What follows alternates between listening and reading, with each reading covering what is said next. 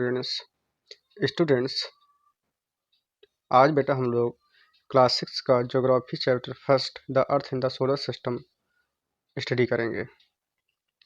Students, आपको ये पता ही है कि एक सोलर सिस्टम है हमारा और उसमें सन है, उनके अलावा 8 प्लैनेट्स हैं जिसमें अर्थ भी एक है। तो अर्थ किस नंबर पर है, अर्थ से बड़े और छोटे कितने प्लैनेट हैं, सन की क्या कंडीशन है, मून क्या होता है, ठीक है ना। इन सभी क्वेश्चन का आंसर हम इसमें चैप्टर में देखेंगे। इसके साथ साथ हम इस चैप्टर में लास्ट में जो भी एक्सरसाइज बची हुई है उसको हम लोग इसी में करेंगे, इसी वीडियो में अंत में हम करेंगे, ठीक है ना। तो आप बने रहिएगा जिससे आपको ये चैप्टर अच्छे से याद आ जाएगा, ठीक है ना। ये जो टिक द करेक्ट है और ये जो फिल इन द ब्लैंक्स हैं ये सब हम इसी में कराएंगे इसी टाइम पर। चलिए बिना डिले करे हम स्टार्ट करते हैं चैप्टर को। Now let's be start chapter. How wonderful it is to watch the sky after sunset. One would first notice one or the two bright shining in the sky। कह रहे हैं जब रात हो जाती है तो कितना अच्छा लगता है आकाश को देखना। उसमें से कुछ दो चार आपको दिखाई पड़ते होंगे ब्राइटेस्ट चमकते हुए तारे, कुछ डिम तारे दिखाई पड़ते होंगे, है ना।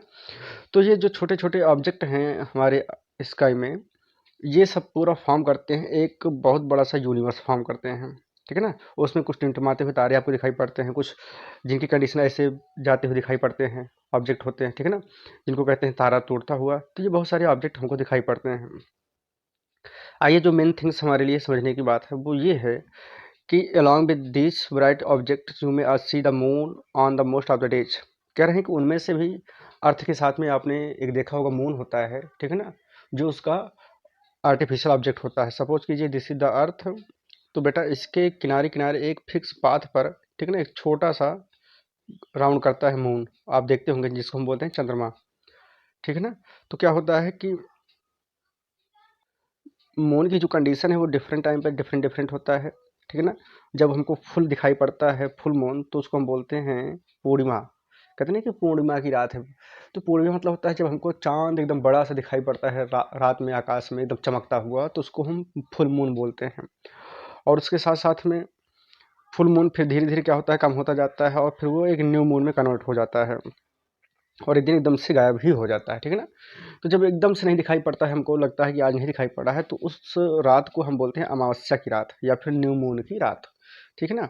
आपने देखा होगा पहले इतना छोटा सा पतला सा दिखाई पड़ेगा, फिर ऐसे फिर उसकी ऐसी कंडीशन रहेगी, फिर ऐसे फिर इतनी बड़ी कंडीशन उसकी होगी, फिर ऐसे होगा, ठीक है ना। फिर कुछ हमको हाफ दिखाई पड़ेगा, फिर इतने से फुल मून दिखाई पड़ेगा।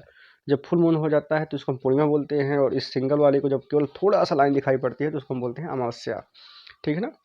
इसको न्यू मून भी हम बोलते हैं। तो हमको यहाँ पर फुल मून और न्यू मून का कॉन्सेप्ट याद रखना है।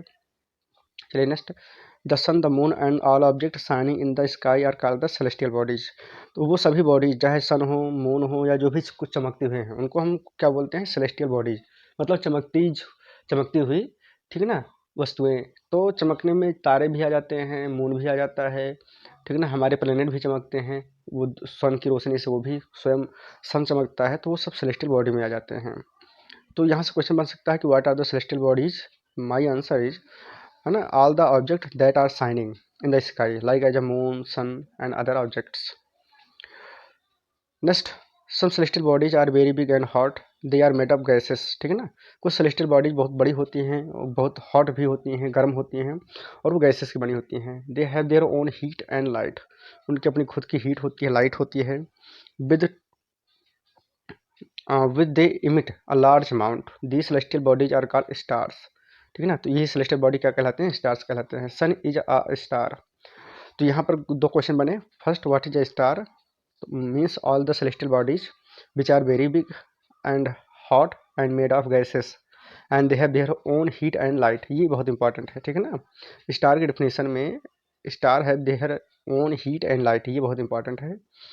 और सन इज अ स्टार, क्या सन भी एक स्टार है, यस, तो सन इज अ स्टार, ठीक है ना। तो यहाँ पर डेफिनेशन निकल आई। Countless twinkles stars in the sky are similar to the sun but we don't feel their heat और द लाइट। तो कह रहे हैं कि काउंटलेस, बहुत सारे तारे हमारे स्काई में हैं जिनको हम काउंट नहीं कर सकते हैं, और उनकी गर्मी और हीट हमको मतलब महसूस नहीं होती है। क्यों नहीं होती है, क्योंकि वो हमसे बहुत दूर हैं। Now next concept is a constellation. आइए हम बात करते हैं कॉन्स्टलेशन का। While watching the night sky you may notice various pattern form by the different groups of stars, these are called constellation. ठीक है ना। जैसे आप रात में जब देखते होंगे आकाश में तो बहुत सारे तारे आपको ऐसे ऐसे पॉइंट आउट करके रहते होंगे, उनसे कोई ना कोई एक आकृति बन जाती है, तो जिसको हम बोलते हैं constellation.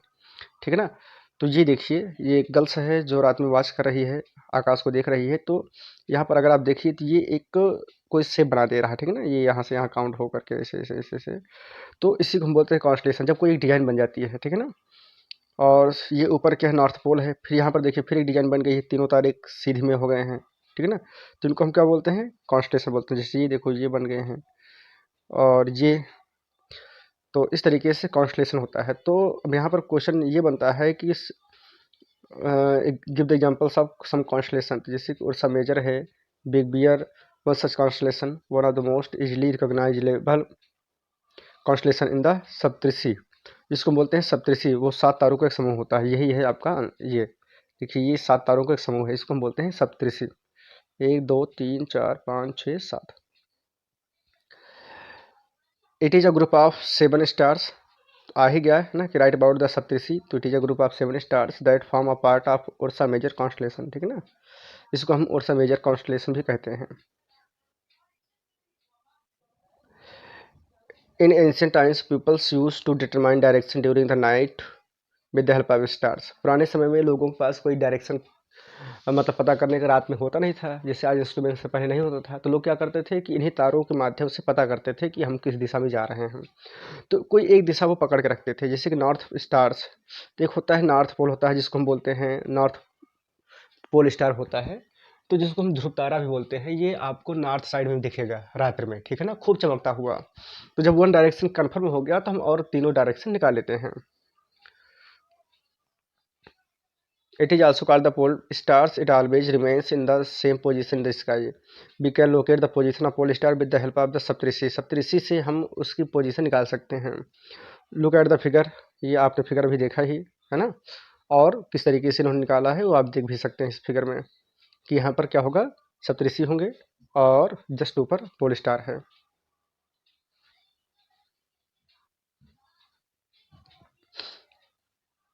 Some celestial bodies do not have their own heat and light. They are lit by the light of the stars. Such bodies are called the planet. ठीक है ना। तो कुछ ऐसे भी सेलेस्टियल बॉडी होती है जिनकी अपनी खुद की लाइट नहीं होती है, खुद का हीट नहीं होता है, बट दे आर, जिसको बोलते हैं कि वो अगर चमकते भी हैं तो वो किसकी सहायता से चमकते हैं, सन की रेस से। ठीक है ना। तो ऐसे को हम प्लैनेट बोलते हैं। देखिए जैसे स्टार हो गया, तो स्टार की डेफिनेशन में आएगा कि it has their own heat and light. अब प्लेनेट में क्या होगा कि planet does not have their own heat and light. ये सबसे बड़ा डिफरेंस है दोनों में, प्लेनेट और स्टार में। द वर्ड प्लेनेट कम, अभी इंपॉर्टेंट है आपके लिए, the word planet comes from the Greek word planetai which means wonders. ठीक है ना। प्लेनेट वर्ड प्लेनेटाई से बना है, जो कि ग्रीक वर्ड है जिसका मतलब होता है wonders. The earth on which we live is a planet. जिस अर्थ पे हम रहते हैं वो क्या है बेटा, एक प्लेनेट है। ठीक है ना। चलिए हम आगे चलते हैं। The moon that be see in the sky is a satellite. अब यहाँ पर न्यू वर्ड आपके सामने आया, satellite. What is a satellite. ठीक है ना। तो satellite is a celestial body that revolve around the planet. जब कोई प्लेनेट के चारों ओर घूमता है, राउंड करता है ना, सेलेस्टियल बॉडी, तो उसको हम क्या बोलते हैं, उसको बेटा हम बोलते हैं सेटेलाइट। तो इस तरीके से आपने देखा कि मून के पास भी अपनी हीट और लाइट नहीं होती है, बल्कि वो प्लेनेट से जब लाइट टकरा के उनके पास जाती है और स्टार से, तो वो भी चमकते हैं। ठीक है ना। अब यहाँ पर आइए देखते हैं, इंटरेस्टिंग फैक्ट दिया गया है। Jupiter, Saturn and Uranus have rings around them. ठीक है ना। Jupiter, Saturn and Uranus have ring around them. These are belts of small debris. These rings may be seen from the earth with the help of the powerful telescope. हम इनको अर्थ से ही powerful telescope में देख सकते हैं।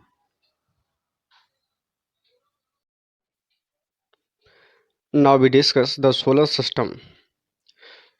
Students, आपने देखा था सोलर सिस्टम में द सन हैं और उनके 8 प्लैनेट्स हैं। ठीक है ना। और उसके अलावा सेटेलाइट्स हैं और कुछ सेलेस्टियल बॉडीज भी हैं, जैसे कि एस्ट्रॉइड, मेटेराइट्स। तो ये आपका है सोलर सिस्टम। आप अपने स्क्रीन पर देख सकते हैं अपने बुक में। ठीक है ना, जिसके एक छोर पर सन है और उसके एक प्लेनेट है। ये देखिए, ये सन, ये सेंटर है। उसके बाद फिर है मरकरी है, वीनस है, अर्थ है, मार्स है, और उसके बाद ये बीच में एक एस्ट्रॉयड बेल्ट बना हुआ है। ये पूरा टोटल पत्थर और गैसेस का बना हुआ है, ठीक है ना, डस्ट बस, इसमें सारे कुछ पार्टिकल्स हैं। उसके बाद फिर जुपिटर है, फिर सटर्न है और यूरेनस है।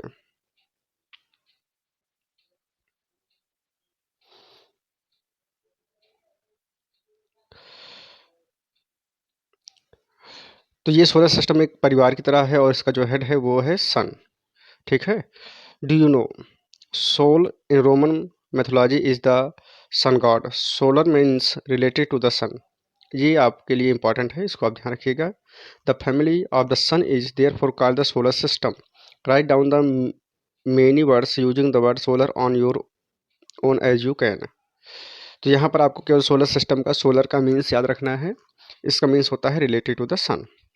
अब चलिए हम वन बाय वन करके समझते हैं। सबसे पहले हम ध्यान देते हैं about the sun. Sun is the centre of the solar system. First things हो गई, it is huge and made of the steam hot gases. ये बहुत बड़ा है और हॉट गैसेस से बना हुआ है। It provide the pulling force that bind the solar system. और ये क्या किया हुआ है कि इसने अपने चारों ओर जो प्लेनेट हैं, जो सेलेस्टियल बॉडीज हैं, उनको पकड़ के रखा हुआ है, ठीक है ना, अपनी तरफ सबको खींच के रखा हुआ है। इसलिए सन के इर्द गिर्द जितने भी प्लेनेट हैं वो सब क्या है, सब सूर्य की तरफ खींचे चले जा रहे हैं। इसलिए क्या है कि कहीं बाहर नहीं जाते हैं और सर उन पर पूरा फोर्स लगाए हुए है। It provide the pulling force that bind the solar system. The sun the ultimate source of the heat and light for the solar system. और सन क्या है बेटा, सोलर सिस्टम में हीट और लाइट का मेन सोर्स है। But the tremendous heat is not felt so much because despite being our nearest star it is far away from us. The sun is 150 million kilometre away from the अर्थ। जो main point है हमारे लिए क्या है कि सूर्य हमारे अर्थ से 150 million kilometre दूर पर है, ठीक है ना। नेक्स्ट पॉइंट पर हम चलते हैं। सबसे पहले हम देख लेते हैं इस पॉइंट को, word origin. Many words used in a language, many have been taken from the other languages. Geography, for example, is an English word. It has its origin in a Greek. ठीक है ना, जैसे कि जो geography word है बेटा, ये बना हुआ है, इंग्लिश शब्द है ना, बट ये ग्रीक वर्ड से निकला हुआ है। Which related to the description of the earth. It made of the two Greek words, ge meaning earth and graphia meaning writing. Find out the more word, ठीक है ना। तो इस तरीके से जैसे इन्होंने बताया कि जियोग्राफी किस वर्ड से निकला, वैसे जियोलॉजी है ना, जियोमेट्री और जियोइड, तो यहाँ पर अलग अलग मीनिंग दी गई हैं, ठीक है ना। जियोलॉजी स्टडी ऑफ द अर्थ, फिर ज्योमेट्री अगर हम देखें मेजरमेंट ऑफ द अर्थ, और जियोइड मतलब resembling the shape of the अर्थ, कि अर्थ का शेप क्या है उसको हम जियोइड बोलते हैं। अर्थ को नापना वो ज्योमेट्री बोला जाता है, और अर्थ के विषय में जानना study of the earth is known as the geology. Now planet. There are 8 planets in our solar system in order of their distance from the sun. They are Mercury, Venus, Earth, Mars, Jupiter, Saturn, Uranus and Neptune. ये बेटा 8 planet हैं सन से sequence में, अभी आपने देखा था यहाँ पर, ठीक है ना। तो यहाँ पर एक इंटरेस्टिंग बात है आपको याद करने के लिए, अगर आप कोई 8 प्लेनेट न याद होते हो तो आप इन तरीके से याद कर सकते हैं। My very efficient mother just serve us nuts, ठीक है ना, तो इसमें पहला पहला वर्ड लिया गया है जिससे आप उसको याद कर सकते हैं। All the 8 planets of the solar system move around the sun in a fixed path. These paths are enclosed, they are called the orbits. देखिए सभी सोलर सिस्टम बेटा, ये सन है, सन के चारों ओर, ठीक है ना, सोलर सिस्टम का अपना एक निश्चित पथ है, रास्ता है जिससे वो आते जाते हैं, ठीक है ना। कोई भी जैसे सपोज कीजिए 8 प्लेनेट हैं, तो बेटा ये प्लेनेट इसके रास्ते में कभी नहीं आएगा, और ना ये वाला प्लेनेट इसके रास्ते में कभी आएगा, ठीक है ना। तो उनका अपना जो एक फिक्स पाथ है, रास्ता है आने जाने का, उससे वो कहीं भी इर्द गिर्द नहीं होते हैं, ना कोई इधर ना कोई उधर, उसी को हम बोलते हैं ऑर्बिट। दीज पाथ आर, तो यहाँ पर हो गया Mercury is the nearest to the sun, it takes only 88 days, ठीक है ना। मरकरी सबसे नियरेस्ट प्लेनेट है सन के, और जो 88 डेज में सन का पूरा राउंड लगा लेता है। Venus is consider at the earth Twain, और अर्थ की जुड़वा बहन वीनस को बोला जाता है। तो यहाँ पर आप याद रखिएगा, है ना, which planet is called the twin of the earth? Your answer is Venus. Till recently August 2006 Pluto was also considered a planet. ठीक है ना, 2006 के पहले प्लूटो को बेटा एक प्लेनेट बोला जाता था, बट क्या हुआ 2006 में उसको प्लेनेट के रास्ते से हटा दिया गया। ठीक है ना, क्योंकि वो प्लेनेट के वो सभी शर्त नहीं पूरा करता था जो करना चाहिए था उसको। जैसे कि प्लेनेट का अपना फिक्स पाथ होता है, तो इसका पाथ नहीं था, ये राउंड कर जाता था दूसरे प्लेनेट के रास्ते में। तो हुआ क्या कि मीटिंग हुई 2006 में और इंटरनेशनल एस्ट्रोनॉमिकल यूनियन की। ठीक है ना, and decision was taken Pluto like as a celestial body. जैसे कि प्लूटो भी क्या है, एक सेलेस्टियल बॉडी होगा, जैसे सेरेस है 2003, है ना, बल्कि इनको एक डॉर्फ प्लैनेट बोला गया। किसको? प्लूटो को। प्लूटो पहले एक प्लैनेट था 2006 के पहले, बट उसको फिर 2006 में मीटिंग हुई, उस मीटिंग में कहा गया कि ये प्लैनेट ना होकर के इसको डॉर्फ प्लैनेट बोलेंगे, मतलब छोटा ग्रह, क्षुद्र ग्रह। ठीक है ना, अब हम बात करेंगे द अर्थ की।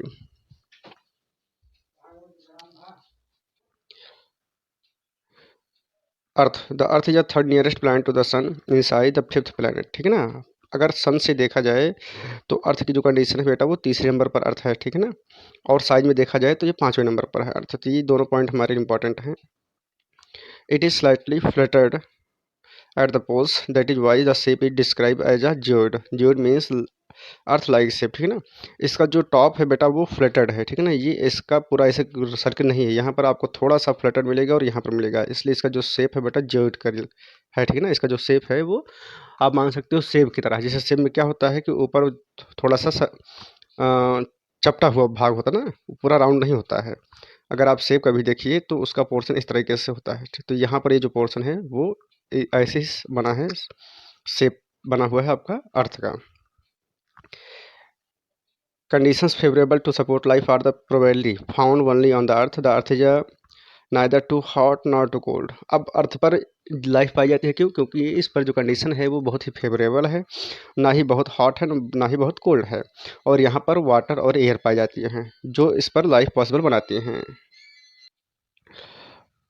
और जो गैसेस हैं जैसे ऑक्सीजन, ये आपको लाइफ प्रदान करती हैं। ठीक है ना, तो ये हमारे सोलर सिस्टम में एक यूनिक प्लेनेट है जिस पर लाइफ पाई जाती है। कौन सा बेटा? अर्थ।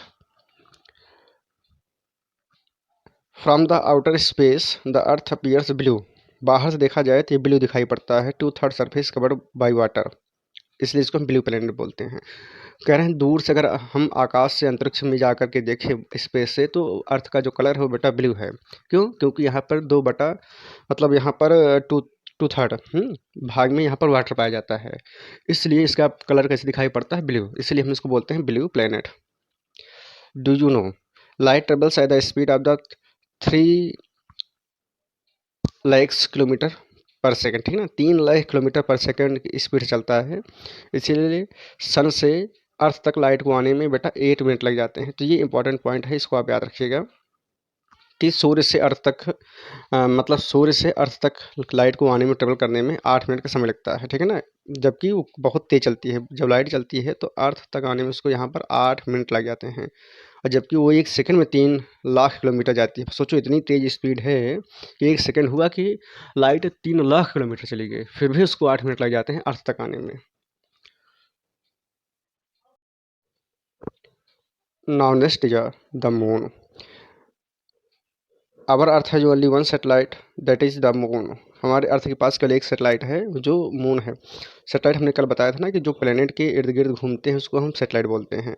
तो ये है मून, और ये बेटा प्लेनेट के चारों ओर घूमता है, हमारे अर्थ के चारों ओर घूमता है, इसलिए एक नेचुरल सेटेलाइट है ये। Its diameter is only 1/4 of that the Earth. It appears so big because it is nearer to the planet than other celestial bodies. ये हमको बड़ा इसलिए दिखाई पड़ता है क्योंकि ये हमारे अर्थ के नज़दीक है और सेलेस्टियल बॉडीज से, जैसे कि जो सन है या जो भी और प्लेनेट हैं या जो आप देखते होंगे ये तारे दिखाई पड़ते हैं, इन सब में सबसे नज़दीक कौन है हमारे पास? ये मून है, इसलिए सबसे बड़ा हमें दिखाई पड़ता है। नेक्स्ट इंपॉर्टेंट पॉइंट आपके लिए है, it is about the 3084 kilometre पे। ठीक है ना, ये 3,84,400 किलोमीटर हमसे दूर है। ठीक है ना, इसलिए हमारे सबसे नज़दीक हमको दिखाई पड़ता है। तो इसका आपको ये डिस्टेंस याद रखना बेटा, 3 84,400 kilometre. Now you can compare the distance of the अर्थ। अब अगर आप कंपेयर करें तो यहीं पर सन जो है 150 मिलियन है बेटा, और यहाँ पर केवल है 3 मिलियन के, लगभग 4 मिलियन के अप्रोक्स है। तो सोचो कितना बड़ा डिस्टेंस है। Next point, the moon moves around the earth in about 27 days.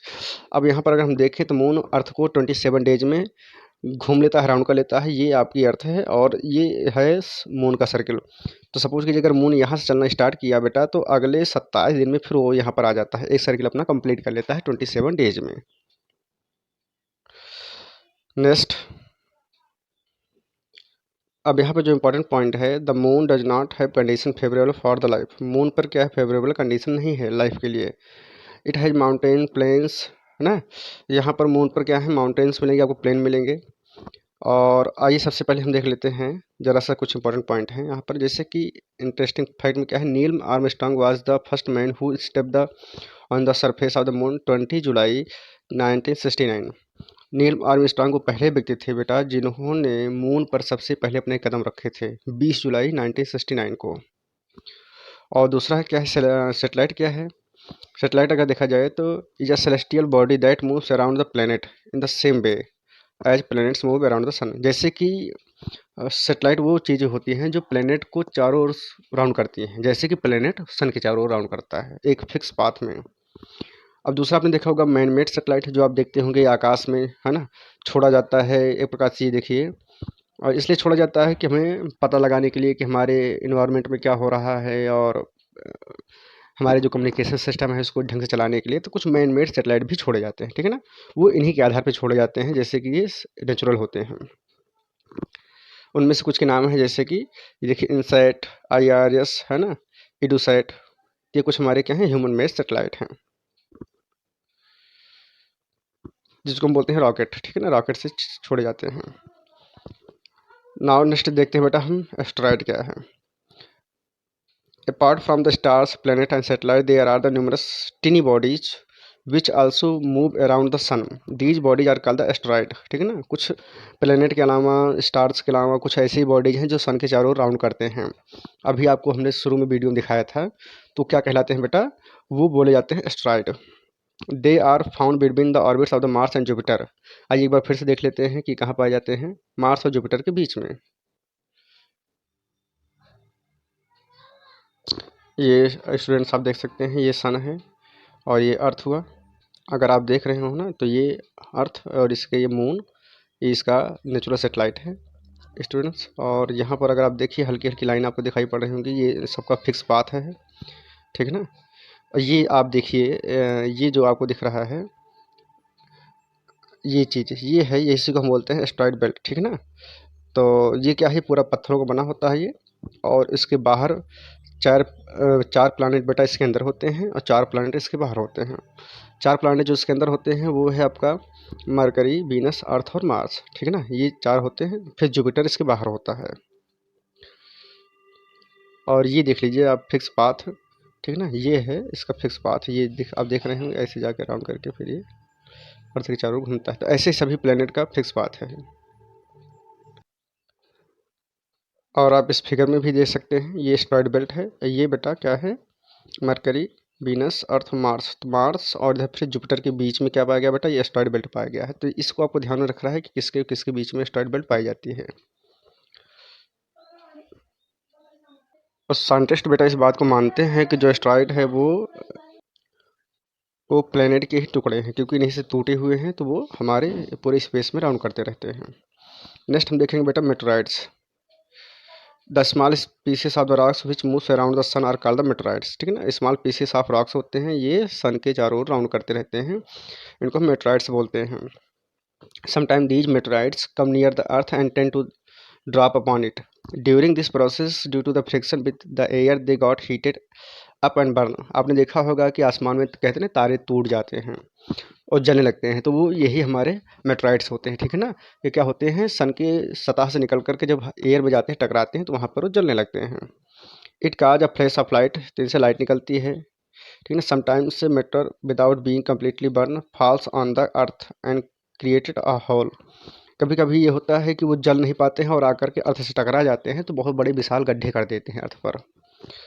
Do you see it is broad band like a white glowing path across the sky on the clear starry night।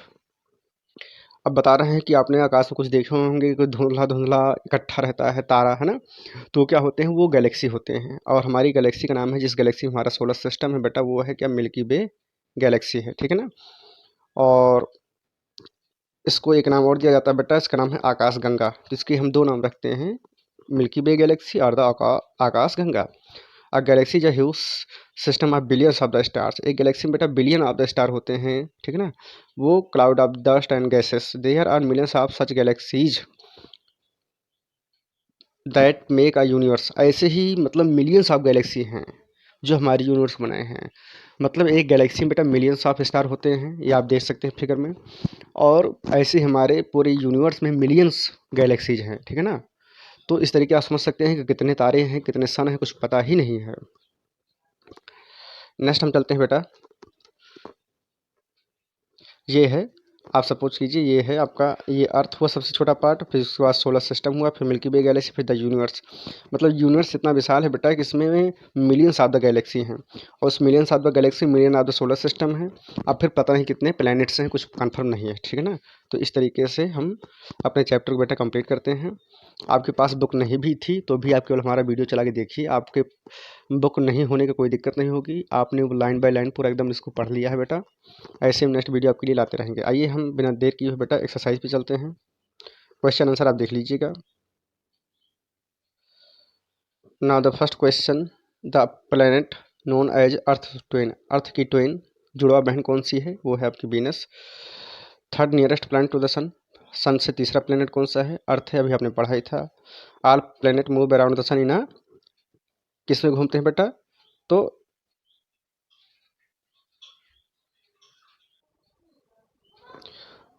इनलॉन्गेट path होगा बेटा। फिर the pole star indicate the direction of the north, आपको कल हमने पढ़ाया ही था, कल क्या अभी वीडियो में। Asteroid found between the orbits of the, तो Mars and Jupiter. A group of stars, यहाँ पर क्या होगा, group of stars pattern is called the constellation, क्या बोलते हैं उसको, हम कॉन्स्टलेशन बोलते हैं बेटा। नेक्स्ट है a huge system of star is called the galaxy, यहाँ पर हम क्या भरेंगे बेटा, सेकंड में गैलेक्सी। थर्ड है is the closest celestial body to the earth, C का आंसर होगा बेटा मून, ठीक है ना। मून सबसे नियरेस्ट सेलेस्टियल बॉडीज है। Is the third nearest planet to the sun, तो कौन सा बेटा, अर्थ है। A planet do not have their own, तो प्लैनेट के पास नहीं क्या होता बेटा, हीट एंड लाइट, ठीक है ना। तो इस तरीके से आपने पूरी एक्सरसाइज देखा बेटा, और आई होप कि बेटा आपको ये चैप्टर बहुत अच्छे समझ में आया होगा। चलिए हम नेक्स्ट वीडियो मिलते हैं नेक्स्ट चैप्टर के साथ में। So please like this video and subscribe my channel. Thank you students.